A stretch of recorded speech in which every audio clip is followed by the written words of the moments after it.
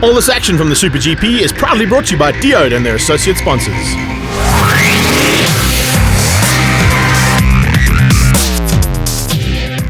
We're looking forward to heat number 1 now, and when I say heat number 1, the rain is starting to fall here at Zwartkops. You can't really see it on your screens right now, but there's a small drizzle, and we're going to be seeing if there's going to be a couple of very concerned riders. There's a lot of them down in pit lane here, looking up and down, considering what they need to do and what they need to possibly do in terms of race strategy, and tyre strategy is going to be important here as well. I don't think the grip levels are that good for the full dry tyres, so really is a lot to play for here on the grid at the moment. I'm just trying to have a look. I can see Lance Isaacs on the BMW. They are changing tyres. Clint Seller, the pole position man, he is changing tyres. Brandon Good, third place on the grid, he is changing tyres. So pretty much everyone going onto the wet tyres. The rain is coming down slightly. It's not like a heavy rain, so I don't know how wet the track is. At the top of the hill, our cameramen are telling us that the track is really wet. So wet tyres are probably your only option. The only problem is if the track stays this dry, those wet tyres won't last all the way to the end of the race, and the riders will have to be careful. So really is down to the riders now to decide what tyres they want. Going to go with the dry Pirelli SC1 combination, or if they're going to go for the full wets. Looking at Isaacs, and that everyone's going to look at using his experience, he's definitely changing onto the wets. So for now, wet weather tyres definitely looking like the best option. Thanks, Rob. As you can see, I wouldn't like to be down there, and I'm sure that Rob's thinking the same thing as I am. What do you even contemplate here? Some of the riders don't have that option. Some of the riders actually don't even have a set of wets here. So I know that there's a couple of spare ones down at the Hygienica Racing team, but Alan John was telling me that this morning. He brought a couple of spares along, and if you do want to get a set of wet weather tyres, if it does get any wetter than this, that's probably the place to go and have a chat to. But AJ, he pulled into pit lane right from the word go and decided, no, I'm not even going to chance this. I'm going to go straight in, change my tyres, and get back on track with some stuff that's going to handle the tricky conditions we're in. As we're talking, though, the rain seems to have sort of eased off ever so slightly. It's not raining as hard as it was. And when I say it was raining, it wasn't actually raining incredibly hard in the first place. But, sure, what do you do here? I mean, there's just frantic activity. Even Lance Isaacs deciding which visor to put onto that AGV and helmet that he's running. You know, he runs the Rossi replica. He hasn't decided whether he's actually going to take...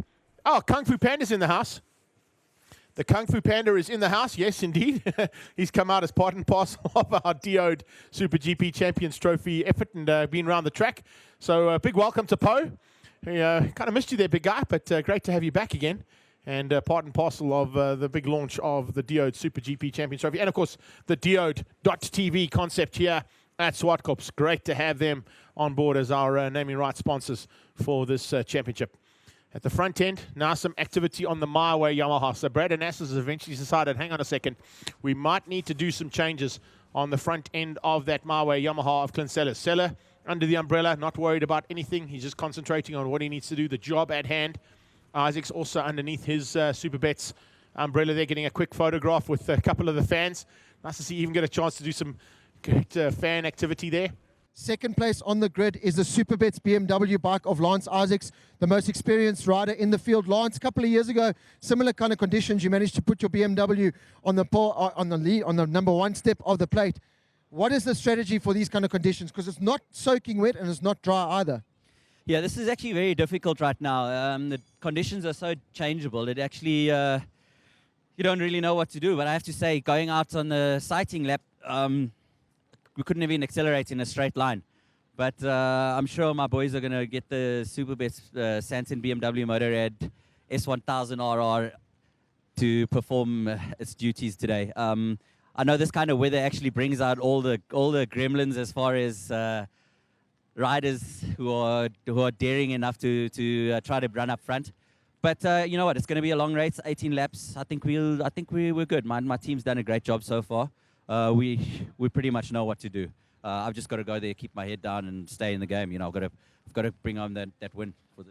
And you know the BMW's got one of the best electronics packages. Now, just for the guys to know, do you put it in rain mode? Do you switch traction control up to 5? What do you actually do to the bike for these conditions?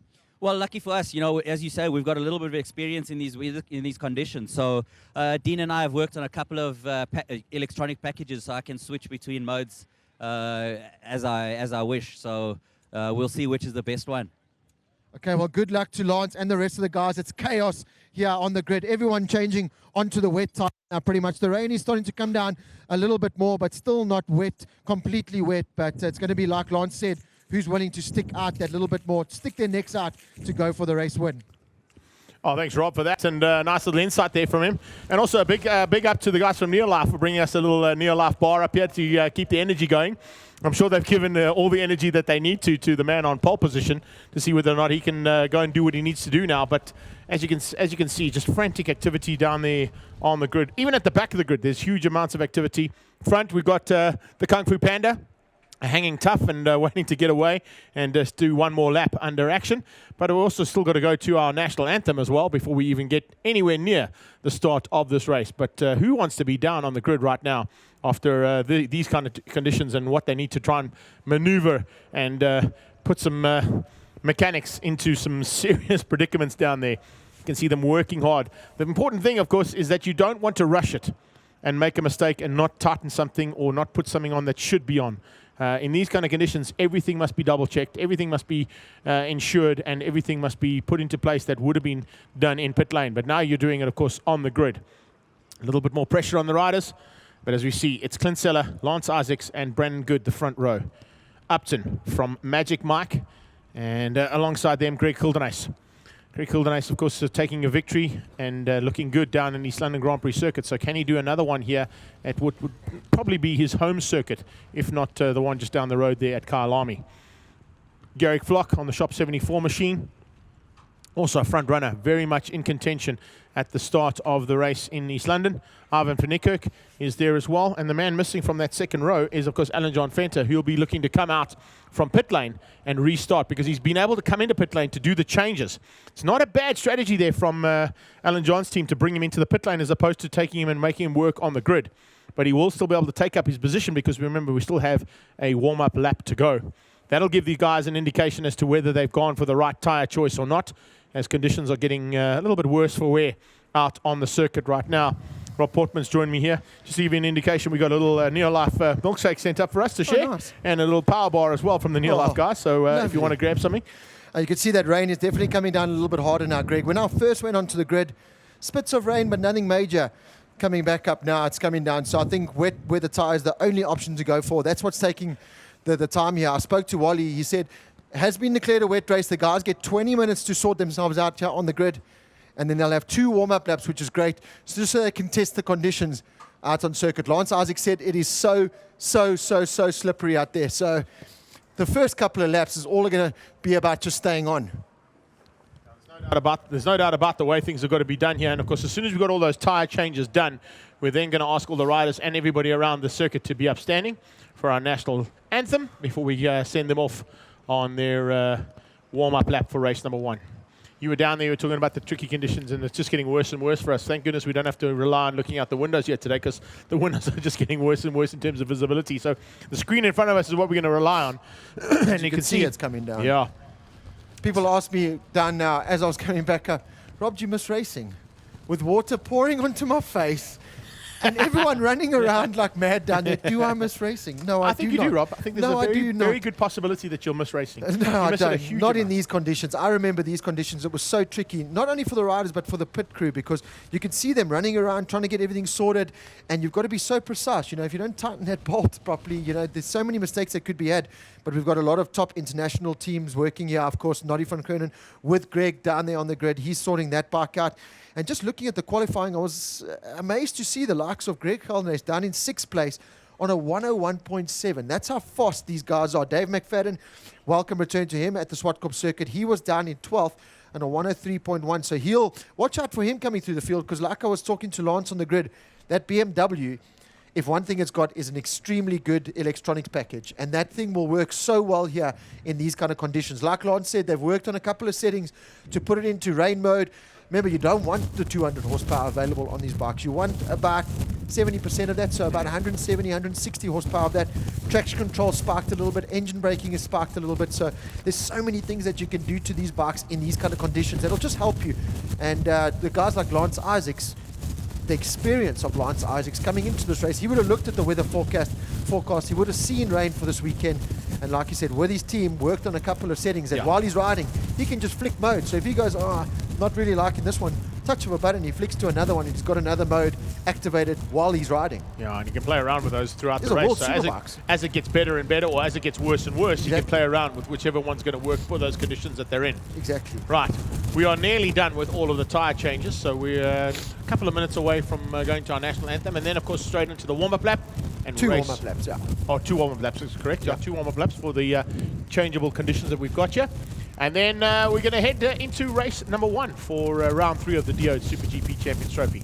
Not the conditions we had down in East London, but of course in East London we didn't have the rain. We had the wind to take into account, so it's not going to be sure. It's not easy at all. No, if the racing action was going to be exciting in the dry with Sella doing the kind of lap times he was, these conditions have really thrown a spanner into the works now. I remember a couple of years ago, Matthew Skoltz climbed on the Big Bang R1 for the first time, was leading, and then had problems, and Lance Isaacs came into it. So there's so many factors to be thrown into this race now. It is going to be incredible racing. It's all about who is willing to stick their neck out.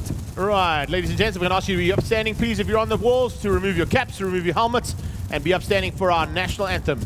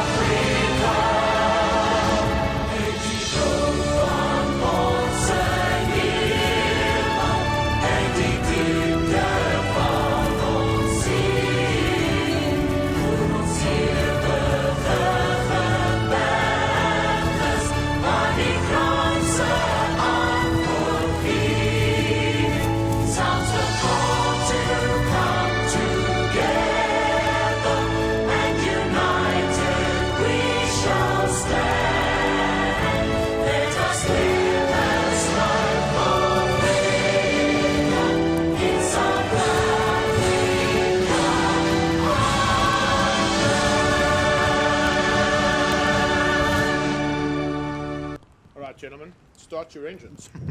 Gentlemen, start your engines, or try. The rain Not everybody's is there. The rain is coming down, but No, it's coming down properly now, and I saw a couple of riders getting their visors and that sorted out, because that's another factor you have to take into account, is misting up of visors. So I know, like the aero helmet that Michael White's got on, if you don't put that little clear coat thingy that you get free in your helmet, if you don't put that in, your helmet does mist up. So I hope a lot of these riders have taken that into account, because the weather is now raining properly. This is now wet weather, tire weather, which is a good thing. You either want it wet or dry. You don't want that in between kind of stuff. So yeah, but I'm still glad that I'm up here with you, not down there. I'm kind of feeling the same way, I must tell you. Although I'm going to give myself a shout out here for the one and only podium I did get in my small superbike career was with the Munro Racing team up in Harare. In the wet. Oh, nice. I got onto the 3rd step of the podium. So it was the only podium that I actually had. So it means that I can run in the wet, because I think the additional bit of weight comes into play in the wet. No, extra bit of traction. Wayne would have me a good laugh about that as well. Thanks, Wayne. Extra traction there. But yeah, it's interesting to see that the chaos is now starting to settle down. Pretty much all the bikes now fitted with those wet weather tires. A lot of the bikes put into rain mode. Of course, traction control. If you have 10 available, you put it on 10.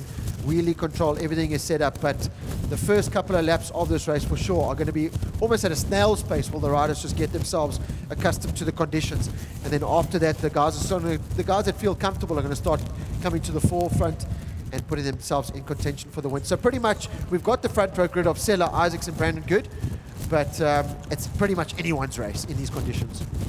2-minute board going up there by the looks of things, and only a couple of minutes to go now as we head into And a Race couple of number one. riders, like you said, starting in pit lane even, because there's a couple of empty spots on the grid, like you said, AJ Fenter, one of them, and there's a couple of spots open. So whether some of the guys have just said not willing to take part in these kind of conditions or getting their bikes ready, they've only got 2 minutes to do so, and then they'll be starting from pit lane, which is, again, not a terrible idea, like you said, for AJ, because he's got his bike perfectly set up, and to come through the field in these conditions, not a huge job, as hard as it would be in the dry. So this grid positions we can pretty much throw out the window, because it's going to mean nothing now once the race action does get going. Now, the terminology we're looking for with that thing that goes inside the helmet is called a pin lock. That's what I wanted to The say. pin lock goes on the inside of that helmet visor, and it's basically just an additional bit of plastic that goes on the inside. It's a highly thought out technology coming out of sort of the likes of AGV, Arai and Aero. And what happens is that the additional bit of film that goes on the inside just stops the visor from getting completely misted up, because it gives you a small gap where the air can flow through. Thank you, So, Google. there you go. Thank you, Google, and thank you, Arai, for reminding me. It's known as a pin lock, and all the Arai riders will definitely have it. What you'll find on the Shui riders, and also with Lance Isaacs on the AGV, they don't go with the pin lock option. What they've got is probably just a nose guard that goes over the nose to stop you from breathing into the visor area. Yeah. And that'll stop you from misting up completely. Definitely wet weather conditions there now. We can see by the track, our commentating window, we can't even see out of it. It's So where is the track? yeah, blasted by Looks like a rain matte now. leather, that bad. Just camo. Yeah, camo. But All right, Rob. Yeah. In these conditions, dude. Lance there's about Isaacs. yeah, you say Lance Isaacs. Yeah. If you do take into account, the last wet weather race we had was won categorically by our pole man. Yeah. So we're in for a count it. brilliant battle here. There's no doubt about it. And the R1 will also, the way that delivers the power on that R1 will work well in these conditions. Remember, the BMW, a lot more aggressive on acceleration than the R1, but it's all how you've set the bike up. If you put it in rain mode, if you're going to try and brave handling 200 horsepower, you can see a lot of wheel spin already now as they head off the line now for one of the 2 warm-up laps that they're going to get. So that was a great decision by Wally Pappas and his team to give the guys the 2 laps to get used. But look at that. Yeah. You miss racing? Even our cameras are staking strain out there. The FX boys working hard overtime today. Cameramen are going to definitely get their money's worth in terms of what they deliver for us. Now they head down into turn 2. You can see turn 2 will be a tricky. The one concern I've got here, Rob, I've raced in the rain here in a car. Yeah. Okay. As you come out of turn 3, if the rain gets heavy enough, the break between turn 1's wall and the exit point of turn 3 with the marshal stand, where they're heading to now. Yes. You'll get what is known as a river runs through it. There's a massive river that can run right across that. And literally, as you come out of there, on 1,000 in the wet, probably going to be doing 140, 150 k's an hour. Easy, and the next thing, you're going to just aquaplane properly through there and start to slip and slide. And it can get hair-raising. Oh, yes, and at the top of the hill now already, this is kind of what we're going to look at. Isaacs, Upton. Oh, we've already got to ride it out. That's Ivan van der Kak, and he takes out Michael White. Ivan van der Kak at the top of the hill on the brakes, crashed, and he's taken Michael White out with him. So that's disaster there for one of our championship contenders. Michael White on the floor. He's picked his bike up. Whether he can get it going or not, oh man, that is disaster for bike number 58. Starting from the second row of the grid, he's trying to switch the bike on and off to get it going again. Ivan van der Kak. I actually did that with Julian Oudendal many years ago. I came to the top of the hill in the rain, and there's those dotted white lines for the cars. And if you brake on those lines, you lose the front. Michael White's got the bike going again. Doesn't look like a lot of damage on that bike. So I think he will be okay, but you can see already the experienced guys are out front, the Isaacs, the Sellers, the McFaddens, trying to get everything sorted because they are starting to get comfortable. It's Isaacs, Upton and Seller already getting comfortable with the conditions, but you can see it's a snail's pace. That's how difficult it is out there now. The man we haven't really spoken about, who can also run very well in the wet, considering the fact that a lot of time that they go racing is in the wet in Cape Town, is McFlash. Yeah. And he's also had some international experience as well. 99 by the looks of things down in pit lane. Yeah, that's Bo Levy. Ivan van der Kak is definitely out of this race. That Kawasaki, unfortunately, not going anywhere. Michael White comes across the line, so everything looks to be okay there. But what's going through his head now? That's what you need to take into account. That's the problem. You're already a little bit wary of the conditions, and then something like that happens. It really does put in the back of your mind. It's all about finishing now this race. It's about getting as many points as you can. If you finish 10th, you finish 10th, because there's going to be dry races where you're going to be up at the front end of the field competing. But a DNF here can pretty much end your championship aspirations. And Michael White already had a DNF out at East London in race number 1, so he can't afford to have any more of those. Rob, quick one for you. Bew Levy, Alan John Fenter, And by the looks of things, Ferdinand Frederick. Ferdinand Frederick, yeah. Yeah. And Justin Gillison. Justin Gillison in the pit lane. And probably Johnny Cricker as well. I don't know if he's out. Yes. Johnny Crick, I think, also came into pit lane. So possibility of 5 pit lane starters here as well. Yeah. I thought they might have been able to go out. Heinrich Rieder. Heinrich Rieder going to join them too. As I said, I thought they might have been able to get out in time for the warm-up lap and form up on their grid. Wow, a massive white smoke out of that Kawasaki of Upton's. Upton. Is that a potential problem there on that bike? Oh, no, I know what he was doing. No. He's trying to warm up the tyre. Yeah. Trying to get a little bit of heat into that rubber for the start. Garrick Flock adjusting his motorcycle there in 7th place. We are nearly good to go here for race number 1, ladies and gents. Close-up shot there. And look how Greg Hildenace is battling to even keep the bike upright. Yeah. It's so slippery down there. His boot was starting to slide as he put his foot down on the left-hand side of the bike. We are almost good to go here for race number 1. Alan John Fenter, Heinrich Rieder, Justin Gillison, Gareth Laverick. Ferdinand Frederick and Bu Levy all starting from pit lane. Johnny Cricker has not got on his bike. He's down here, Rob. Johnny's out. Are you going? No, he's out. Oh, what a pity for Johnny. Johnny's out of this one as well. No, he's going to go. You are going to go. Okay, super. Johnny's ready to go. So he's just waiting for the bike to come out. There we go. He's nearly ready to rock and roll. Michael Watch White for the lights. has lined up on the grid. So Michael White is on the grid there. You can see 3rd, 4th, 5th position. We are understarted order. The 30-second board goes up 5 seconds, and then lights on, lights off. Waiting for the lights. Here we go. Stand by for some incredible action. Great start from Sella. Sella pulls away. He's got the drop. It's the second of the Yamahas going on the inside of Lance Isaacs into turn 1. Can he make a stick? Brandon Good was the man looking for a way through. The front row have all got through clean and clear. They come under braking now for turn number 2. Lance Isaacs under pressure. Here comes Upton on the inside of Brandon Good. Can he make it stick? Yes, he can. He goes through Upton ahead of Isaacs as well. Good move there. Look at the Benoni bomber. Nicholas Kershaw's in there as well. Right behind them, starting to sort things out and slowly but surely making their way to the front end. You can see a couple of riders that we probably didn't expect to be up there so early on. Mornak Haldenace being one of them. Kershaw, here comes Dave McFadden. McFlash is up there. Then you got Carrick Flock. Just in between them was Greg Hildenace. Watch out for the 34 bike, but it is Sella that leads out. And Sella starting to pull away from this field. And it's kind of what I expected. I know you were talking about Lance Isaacs' ability in the wet. He's very good. And already riders down. Oh, Gillison and Ferdinand Frederick, 2 of our pit lane starters already crashing out down in turn 2. No heat in the tyres. That's why they came out of pit lane. Obviously attacked. Oh, we got a big crash at the top of the hill. That's Nick Kershaw. He takes out Darren Upton and Greg Hildenace down. Lance Isaacs also off the track. So a massive crash at the top of the hill. As we saw it on the warm-up lap with Ivan van der Kerk. Yeah. Heinrich Rieder gone down. Another 2 riders down. AJ Fenter gone down. And I think there's something wrong at the top of the hill there, Rob. It's the dotted white lines. I've been there. It's the dotted white lines that have caught all these riders out. So Alan John Fenton's just making sure that his good friend is okay. You can see, unfortunately, he had nowhere to go. 2 riders crashing out all on their own. Some riders going up, and it looks like we could be going for a red flag. Yeah, red flag situation coming out. Had to be. Yeah. Red flag there. We got 7, 8 riders possibly down. Oh, and on the grid, McFlash stops. McFlash stops in the middle of the grid, and Garrick Flock goes into the back of him. Do we need any more? Oh, my goodness gracious me. What a start. That's Lance Isaacs. He's parked at the top of the hill there talking to Nick Kershaw. So, Greg Hildenace, AJ Fenter, Gareth Laverick. Jeez, that's just a couple of them at the top of the hill. That's right through it. We got Isaacs. Here's the replay. Yeah, there you Flock, can see the replay. just not watching, and unfortunately, Dave McFadden seeing the red flag, stopping for the race. Flock not paying attention there, unfortunately. Yeah, I'll go running straight into the back end. The top of the hill. There's Greg Hildenace limping away. So Hildenace, he was taken out by one of those bikes. Darren Upton, also Nick Kershaw, and Gareth Laverick, the rider, still on the ground there. That's Laverick, I think. So trying to figure out who's still actually in this race. And that's what I was talking about. You've got to make it past the first couple of laps. It's no point in attacking. And the top of the hill, we saw it on the warm-up lap with Ivan van der Kerk and Michael White. Michael White trying to kick his rear set back into place there. Dude, I think it might be Brandon Good at the top of the hill there as well. I can see Alan John Fenton's got his bike back up and running. Yeah. But it's got a bit of damage on it. So there's a lot of motorcycles out there. Running through what I've got. Lance Isaacs, Darren Upton, Greg Hildenace, Alan John Fenter, Ivan van der Kerk, Nicholas Kershaw. Those are the riders that are at the top of the hill and had some problems. Yeah, so definitely. what a start to this race. This is not what we expected.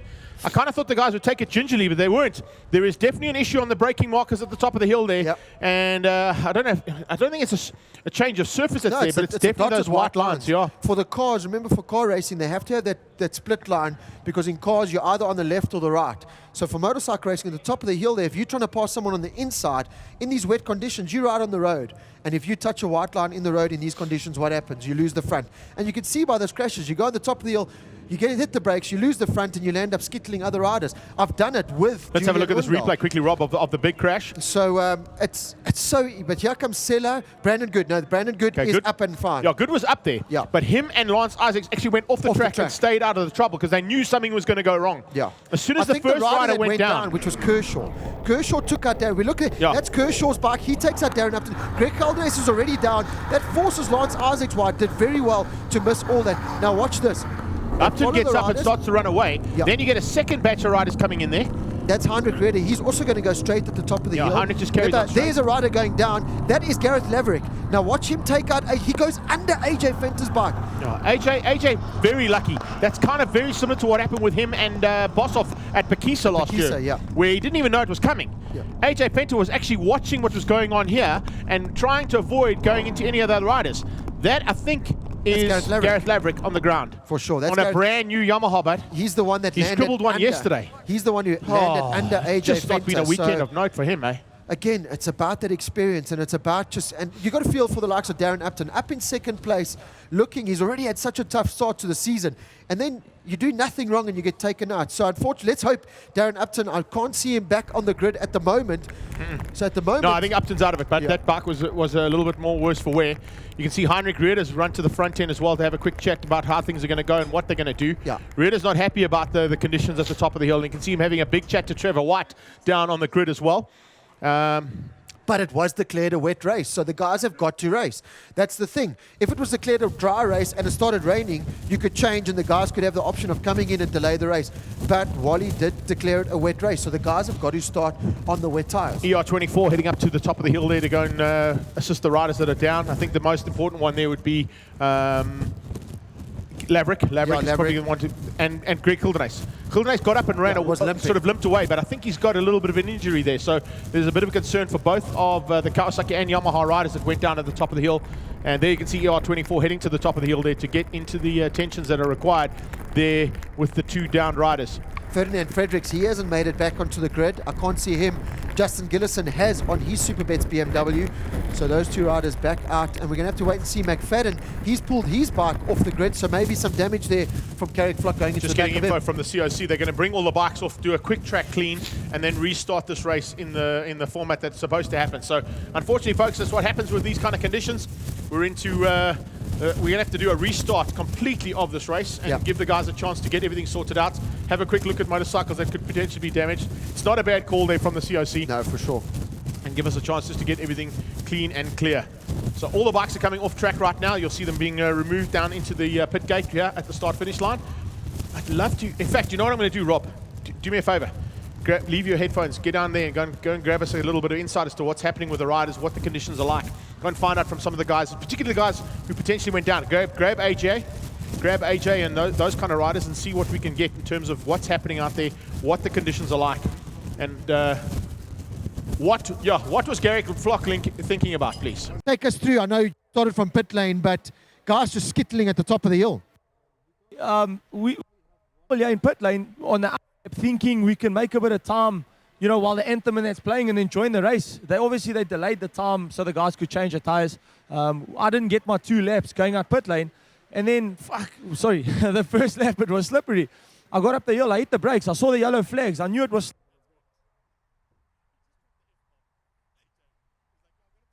I just got really.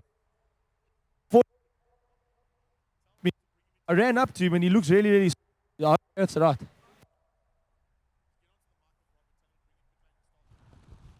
Is it another? It's all in the really slippery. Okay, AJ. Ivan van der Kerk, you were one of the first riders in the warm-up lap to go down. I've just been told now by the COC that there's actually oil all the way from turn 4 up to about turn 6. So was it the dotted lines, or did you just lose the front, or what actually happened? I don't really even know. I let it touch the front brake and it just went. I had no control. I didn't have any feeling of what's going on. And the rest of the track, was that just a slippery, or was it literally just that section? It was literally just turn 5. For me, that's as far as I came. So then I crashed. Sorry about Michael Wild for taking him out. Well, he's back up and running. See